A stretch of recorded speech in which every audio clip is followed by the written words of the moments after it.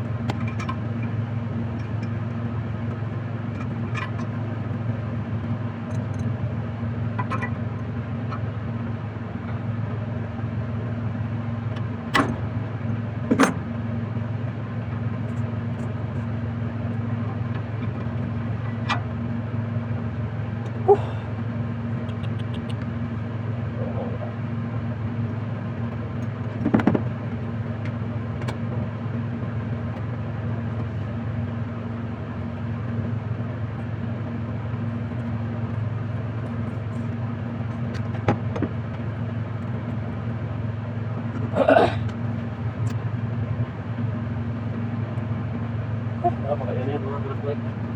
Grabe.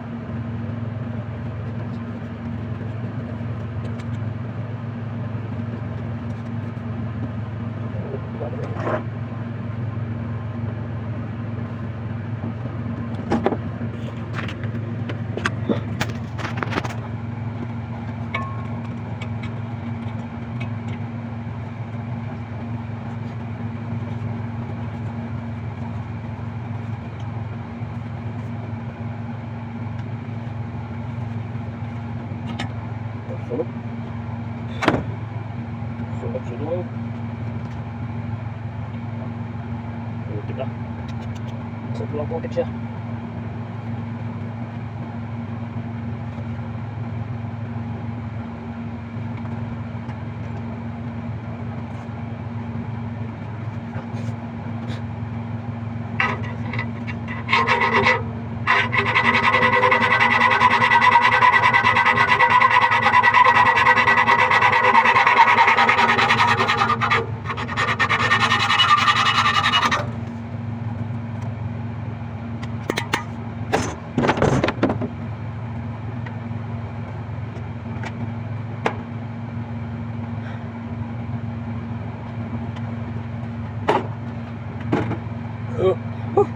Tumas hatbay.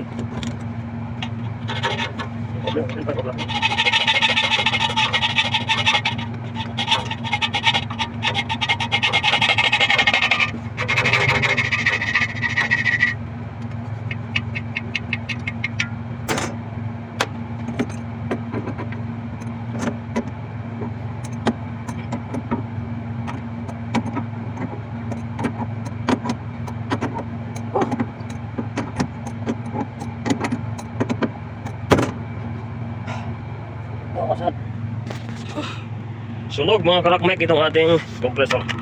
Yan. Ayun mga karakmek, oh, napakaitim ang loob ng ating system. So kinakargahan natin ng R11. So ibabad muna natin. Ito muna kargahan natin itong suction side.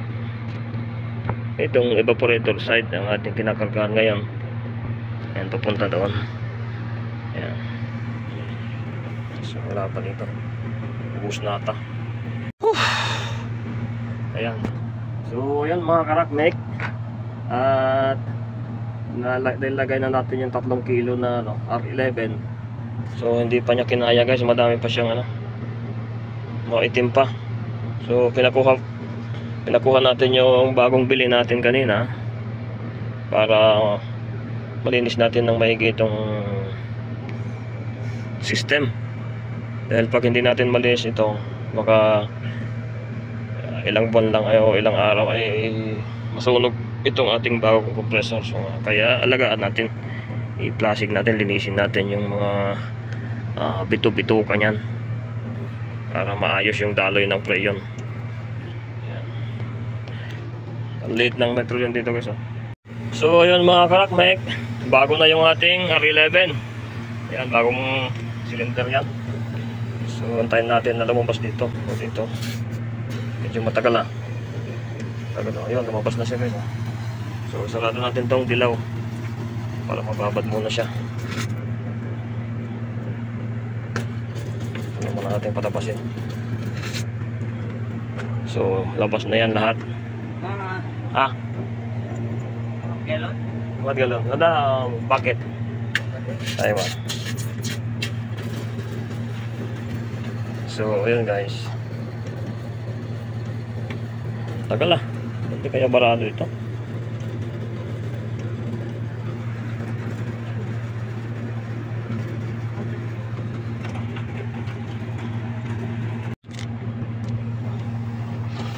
Ayun guys, medyo malinis na siya oh.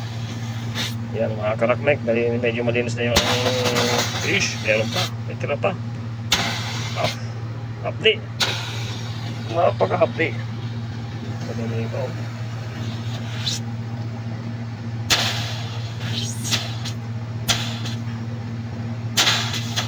Kulang pa, kulang. Kailangan pang ano. Pero ito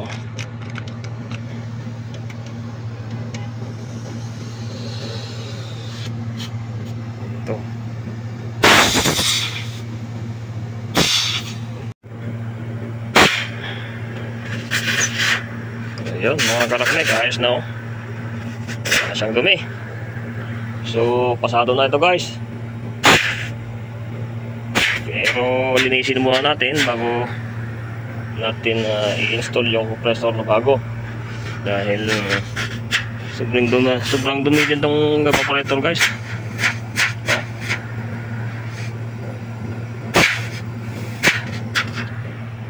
Okay, focus na din itong ating nitrogen eh.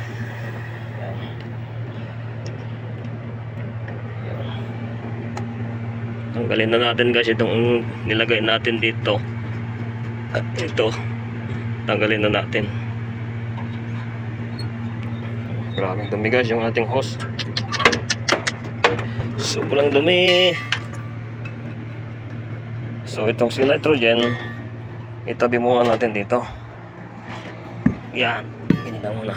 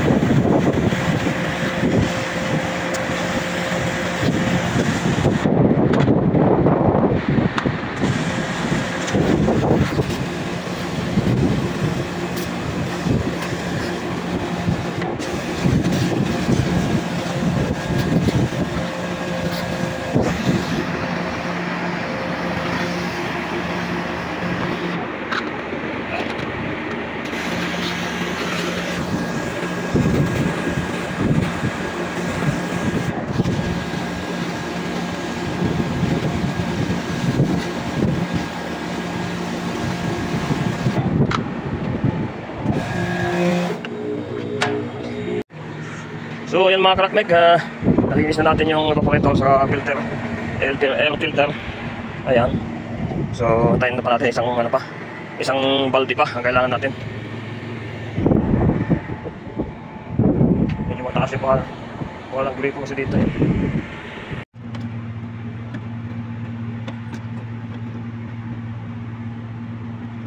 So yan mga karakmek, nailagay na natin yung kanyang supply sa coil. 24 volts ito guys ha, 24 volts. Ito ay 24 volts din. Medyo malapad lang ito dahil mayroon siyang normally close saka normally open. Ayan. Mga karakmek, nakita pa natin tong kable na sira na din, no? Ayan siya guys, oh. Nagmelt ito. Dahil siguro sa loss. Kaya pala konsyo. Parang sunog siya. Ayan. So, hapitan natin mamaya itong mga ito. Kung ayan, ayos pa naman ito lang. Kulay blue ang papalitan natin.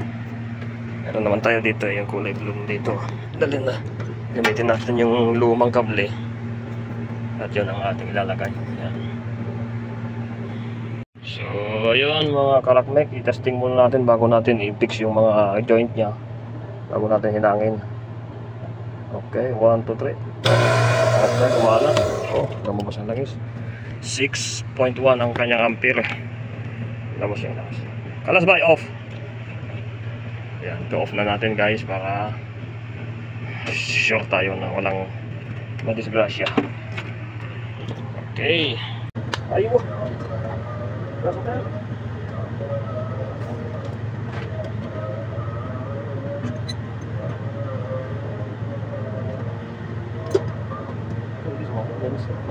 Before adding that.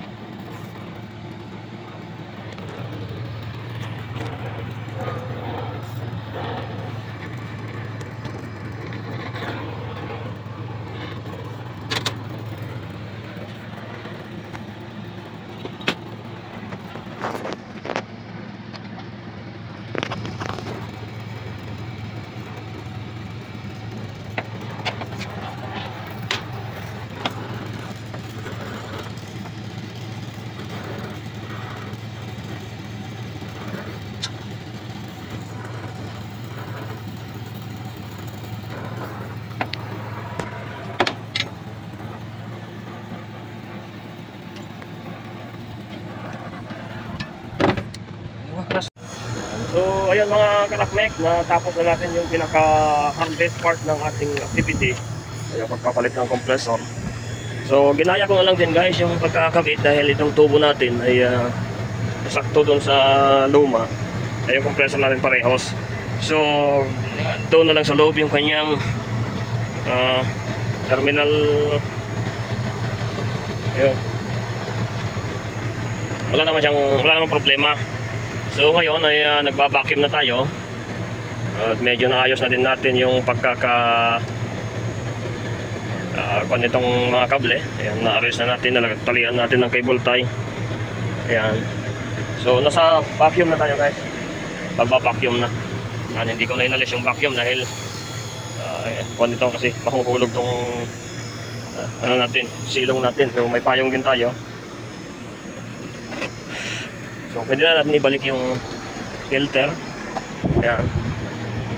Ibalik na natin guys yung filter. Nalinis na natin to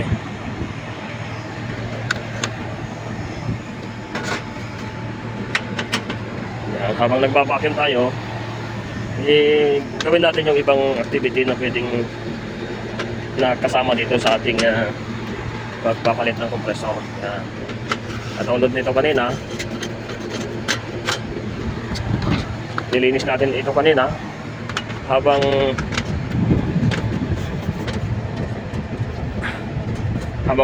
naka-standby tayo doon kanina. Habang naka-standby yung ating ginagawa dito kanina sa compressor side, ay ginawa natin to para hindi maputol-putol yung ating paggagawa. Ayun, i-check na din natin mga kamaster. Yan mga karakmek, itong kanyang belt kung may problema o wala, para isang check up na lang. Ayan, wala namang problema guys. So ilan yung kwan dito, amperahe. Yung amperahe makita 5.2 2.6 5.2. Yan, so 15 minutes na ang pag-vacuum natin. Gawin natin 30 minutes para maganda yung kanyang. So nakita natin ito guys. So aagapan na natin ngayon, baka mamaya dumikit pa dito sabog ang kapasitor. Ayan, so lalagyan natin ito ngayon ng strap. Yan, ganyan para hindi na umatras. Lagyan natin guys ng kahit pattern na lang ito guys. Ayun mga karakmek, so dito na tayo sa pagkakarga ng refrigerant, itong ating unit. So i-purging muna natin para lumabas yung masamang hangin. Yan, okay, konti lang naman. So kargaan natin guys. Dito na tayo magkarga sa liquid line. Saan ba yung liquid niya? Yo, baliktad guys yung aking hosa. Itong blow dapat dito dahil may leak kasi yung kanyang, ang nakakabit yung kulay blue doon, may leak, kaya baliktad ko na lang. So kargahan natin guys ng liquid muna. Doon tayo magkarga sa high side. Ayan.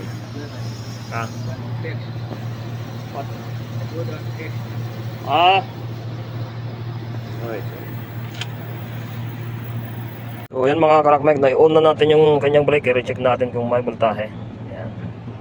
Yan, meron siya 228, line 1, line 3, 227. Yan, line 2, line 3. Ayan, so okay siya mga karakmek. Ayan, gumagana na yung kanyang blower. Ayan, tignan natin itong voltahe nya. 228, 227.9, 226.3 ang line 2 saka line 3. So konti lang yung diferensya. Pwedeng pino na yun mga karakmek. So antayin natin ng konti, baka nag-iisip pa yung kanyang timer delay, kaya hindi pa umandar. Yan. So ayun mga karakmek, bali nagpalit tayo ulit ng filter dryer dahil yun guys, yung kinabit natin nung una, yun, tapos pinalitan natin ulit ngayon dahil mataas yung kanyang pressure sa high side. 50, umabot siya ng 380 o 370. Ikinumpura ako dito sa kabila, 320 lang, 70 yung karga nito. Ito 50 pa lang. So maaring may barado pa, maaring ito ang barado, o dahil yung pinakataas diyan na metering device niya, ito kasi guys, ano, direct expansion kasi ito. Meron yang ano, may mga, ang ginamit diyan yung capillary tube. So meron kasi kanina diyan na hindi malamig yung pinakataas niya. Sinubukan natin na nilagyan ng hangin. Ang problema guys ay gabi na. So try lang muna natin yung ano, filter dryer, kung baka yun lang yung problema. Dahil nakita naman ninyo guys ay sobrang itim yung na-flashing natin kanina. At nung luminaw na yung R11 natin, itinigil na natin yung linasing na lang natin at lumabas yung mga lahat ng R11. So try and try tayo guys, dahil minsan pagka mga ganitong klaseng direct expansion ay napakahirap. Ayan, so ayan mga karakmek, paandarin na natin ngayon itong isang compressor. So i-connect na natin itong kanyang connection sa kanyang coil.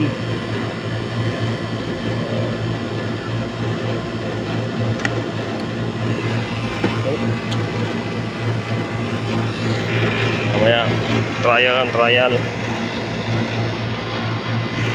Ayan mga karakmek, i-connect na natin.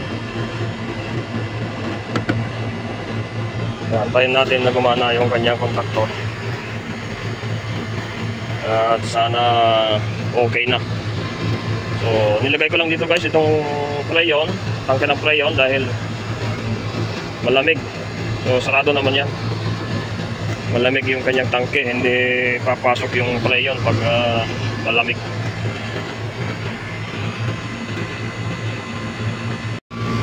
Yan. So ayun mga karakmek, pinaantak na natin yung pinakit natin na compressor. May pangalawang natin, dahil kanina nagpalit, bale pangalawang palit tayo ng filter dryer, dahil nung kanina yung unang palit natin ay umabot dito yung kanyang yung 50 na low side, umabot ng ano 380 o 370. Ngayon nasa 60 na, wala pa sa 300. So mukhang may pagbabago, at may pagbabago talaga. So dagdagan pa natin ng konti. Yan. So pabutin natin to kahit 12 o ayan, kahit 12 pwede.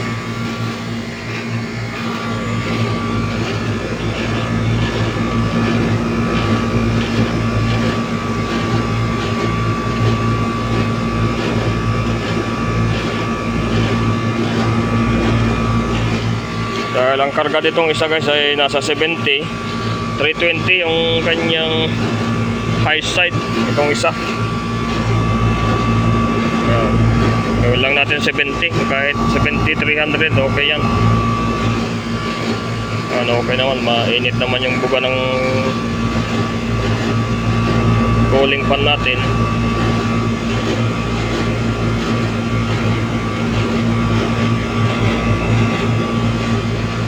Yan, ganyan lang muna. 11 point. Yan, 11. Kapain natin kung ayun, may pagbabago guys.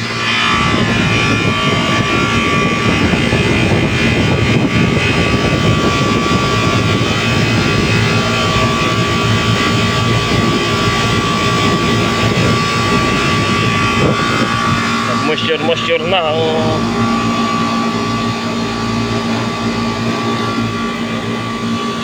moisture na guys yung tubo. So tama na mo ito, 300 na. 20,300. 10 point yan, hanggang 11 lang siya. Itong isa 11.5. Yan.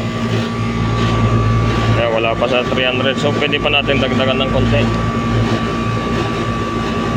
Isakto lang natin 300 para walang butal.